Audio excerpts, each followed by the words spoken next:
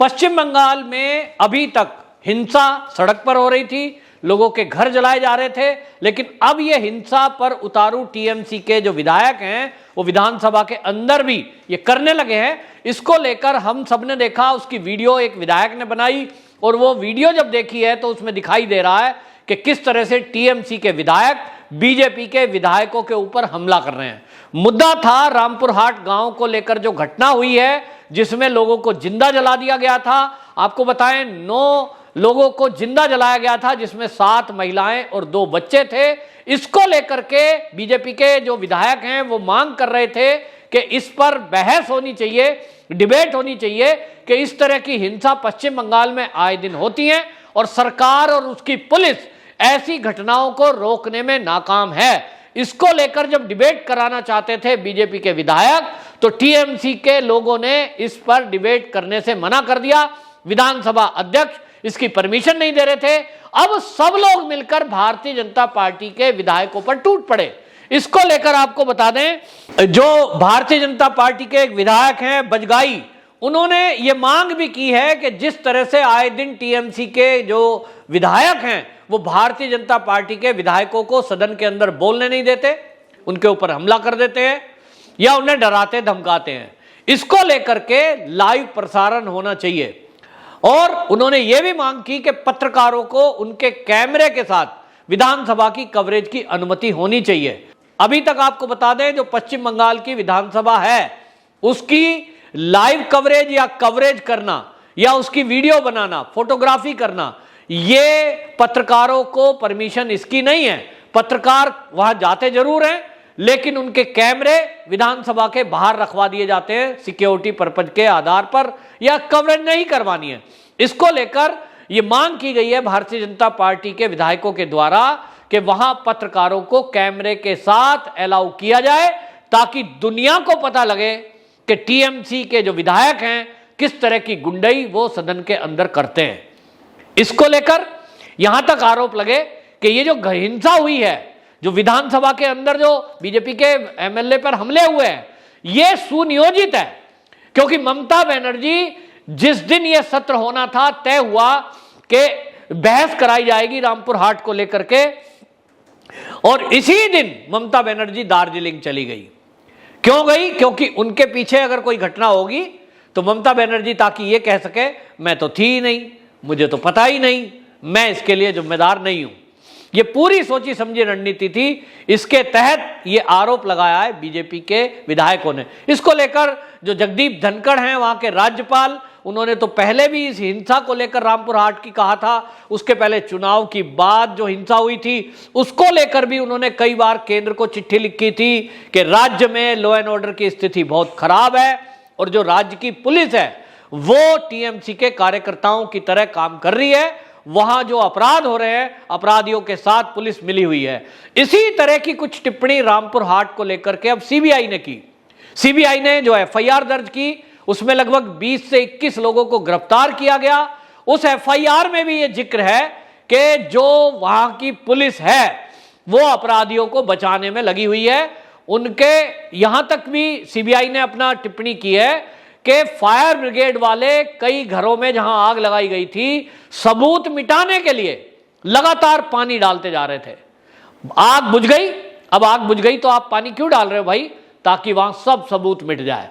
ये आरोप और किसी ने नहीं तो सीबीआई के अधिकारियों ने लगाए हैं। और इसी में आपको बताएं, सीबीआई इस मामले की जब जांच कर रही है, इसको लेकर भी ममता बनर्जी का बयान आया था जब वो ये कह रही थी कि सीबीआई काम कर रही है तो ठीक है, लेकिन अगर ये केंद्र के निर्देश पर काम करेगी तो हम इसके खिलाफ प्रदर्शन करेंगे। मतलब जिस दिन यहां कोई टीएमसी के कार्यकर्ता का नाम इस हिंसा में आया, ममता बनर्जी उस दिन सीबीआई को काम नहीं करने देगी। इसका मतलब तो यह हुआ। कैसे तय करेगी ममता बनर्जी कि सीबीआई जो जांच कर रही है, वो जो रिपोर्ट की है, जो गिरफ्तार लोग किए हैं, वो केंद्र के निर्देश पे हैं या अधिकारी खुद संज्ञान ले रहे हैं? ये ममता बनर्जी अपने मन से तय करती है। पहले भी हमने देखा फरहाद हाकिम को लेकर के, जो कि कानून मंत्री थे ममता बनर्जी की पहली सरकार में, जब उनके खिलाफ जांच के लिए सीबीआई टीम पहुंची तो ममता बनर्जी ने कार्यालय घेर लिया। फरहाद हाकिम को लेकर के ममता बनर्जी तब सीबीआई के ऑफिस का घेराव तब उन्होंने कर दिया था जब वो ये नारदा घोटाले की जांच में गए थे। यानी एक तरह से ये एक हैंकड़ी है, एक गुंडागर्दी है कि हम केंद्रीय एजेंसियों को स्वतंत्र रूप से काम नहीं करने देंगे, काम करेगी तो उसके ऊपर आरोप लगाएंगे। वहां अगर बीजेपी के विधायक कोई बात विधानसभा में बोल रहे हैं, सड़क पर तो सवाल ही नहीं होता। सड़क पे ऊपर तो यह हाल है कि बमों से हमले हो जाते हैं। अभी वीर भूमि की बात करें तो वहां अभी सैकड़ों की संख्या में बम बरामद हुए हैं। तो पुलिस को यह बात नहीं पता थी? क्या पुलिस उन बमों को नहीं ढूंढ सकती थी? निश्चित रूप से ढूंढ सकती थी। सीबीआई की टीम जो राज्य के बाहर से गई है वो वहां कार्रवाई करती है और वो लोगों से पूछताछ के आधार पर, जो लोग गिरफ्तार हुए हैं उनसे पूछताछ के आधार पर बमों की बरामदगी करती है। 6 बैरल बम मिले हैं भरे हुए।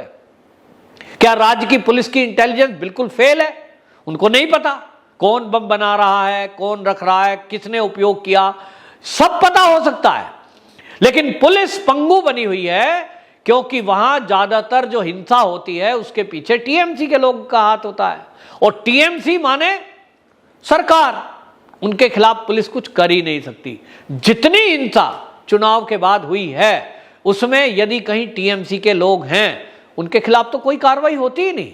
कितनी एफआईआर दर्ज हुई, उसमें एक भी गिरफ्तारी नहीं, और जो हुई है छोटी मोटी धाराओं में गिरफ्तार करके केस को रफा दफा कर दिया जाता है।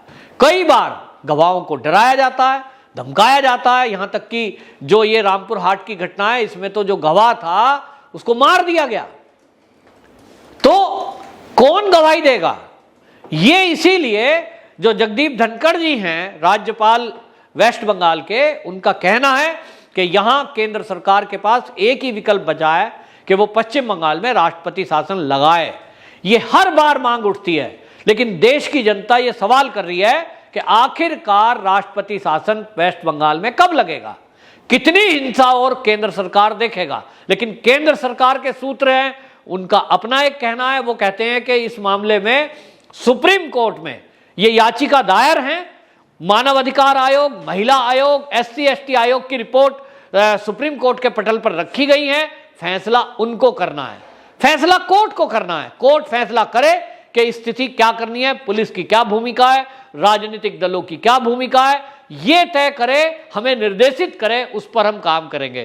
तो एक तरफ केंद्र सरकार है, वो ये नहीं चाहती कि कोई वो कदम बढ़ाए और उस पर फिर बीच में कोर्ट आए। वो ये चाह रही है कि कोर्ट जो फैसला करे वो ऐसा फैसला करे जो जनता के लिए न्याय वाला हो। तो अब देखना है क्या होगा। लेकिन फिलहाल जो विधानसभा के अंदर हो रहा है, वो जो दृश्य हैं वो डराने वाले हैं, क्योंकि जब जिस राज्य में जो प्रतिनिधि हैं लोगों के, एमएलए है, वो सुरक्षित नहीं है तो आम जनता का क्या हाल होगा। ये सब चीजें दिखाई दे रही हैं और इसीलिए भारतीय जनता पार्टी के कई सारे कार्यकर्ता तो आपने देखा पिछले दिनों टीएमसी में शामिल हो गए। उनके शामिल होने के पीछे का यही है कि उनको डराया जा रहा है। कई बड़े बड़े चेहरे टीएमसी में जाके ज्वाइन कर लिया। चुनाव के बाद हमने देखा कि किस तरह से बड़े बड़े चेहरे बीजेपी को छोड़ करके गए, क्योंकि उनको डराया जाता है। यहां तक कि जिन्होंने वोट दी थी कभी बीजेपी को, किसी ने अपनी दुकान के बाहर झंडा लगा लिया तो उसको डराया गया, मारा गया, पीटा गया, उसकी दुकान का बहिष्कार करने के पोस्टर लगाए गए, इसकी दुकान से कोई सामान नहीं खरीदेगा। ये तरह का हाल है, लोग पलायन करने को मजबूर हुए। और आज की डेट में जो बीजेपी के कार्यकर्ता थे वो अपना घर छोड़कर असम में शिफ्ट हुए हैं, कुछ बिहार आए हैं, अपने घरों को वापस नहीं जा सकते। ये स्थिति है। हम कश्मीर के बारे में जान करके चिंतित हैं कि 1990 में जो हुआ बहुत गलत हुआ, कश्मीरी हिंदू विस्थापित हुए, तब कांग्रेस की सरकार थी।